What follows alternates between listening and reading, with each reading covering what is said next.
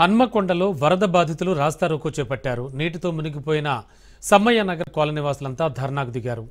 ఊర చెరువు నాలా గేట్లు మరమ్మతులు చేపట్టాలంటూ వారంతా డిమాండ్ చేశారు.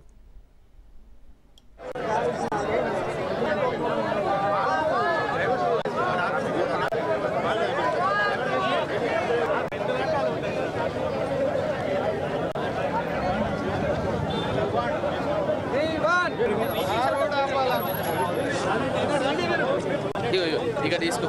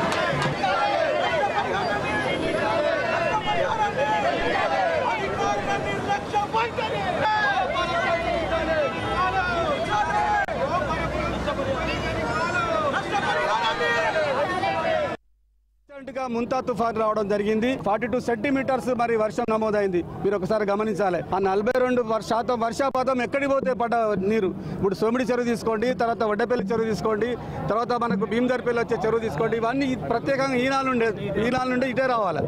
ఈ డట్ ఎందుకు కట్టారు? 100 కోట్లు పెట్టి డట్ కట్టినప్పుడు అక్కడ గేట్స్ పెట్టారు.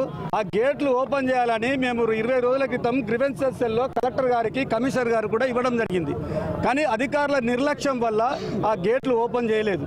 ఈ రోజు కనుక గేట్లు ఓపెన్ చేసినట్టయితే ఇంత నష్టం జరిగేది కాదు, ఇన్ని కాలనీలు ముంపుకు గురయ్యేది కాదు. మరి ఎందుకు ఓపెన్ చేయలేదు అనేది మాకు ఇంకా సందిగ్ధంలో ఉన్నాం. ఎందుకంటే ఎప్పుడైతే మనం కట్టామో ఆ కట్టిన గేట్స్ వర్షాకాలంలో కూడా అప్పటి నుండి ఇప్పటి వరకు ఓపెన్ కూడా చేయలేదు. మరి మేము అడుగుతున్నాము. గోపాలపూర్ చెరువు చాలా చిన్నది, ఇప్పుడు అన్ని కబ్జాలకు గురి అయింది. అక్కడ 23 ఎకరాలు ఉండాలి, 23 చేంజ్ ఉండాలి. ఈ రోజు మరి 12 ఎకరాలు కూడా లేదు. ఎందుకు కుదించబడ్డ గత పాలికల వైఫల్యం కదా అని మేము ప్రశ్నిస్తున్నాము. ఈ రోజు 12 ఎకరాలు కుదించబడ్డ చెరువు నీళ్లు ఎక్కడికి వెళ్తాయి? మరి తప్పకుండా ముంపుకు గురవుతాయి. అది కాకుండా రాజకీయ నాయకులు కానీ మిగతా వాళ్ళ పబ్బం గడుపుకుంటున్నారు. కాలనీ వాసుల యొక్క ప్రాణాలతో చెలగాటమాడుతున్నారు. ఈ రోజు మేము ఒకటి సూటిగా ప్రశ్నిస్తున్నాం.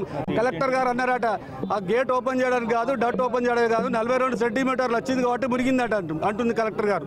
మరి 42 సెంటీమీటర్లు వచ్చినప్పుడు వాళ్ళ బాధ్యత లేదా అని మేము ప్రశ్నిస్తున్నాం. కాలనీ వాసులుగా ఎక్కడికి పోవాలి ఆ వాటర్ అని మేము ప్రశ్నిస్తున్నాం.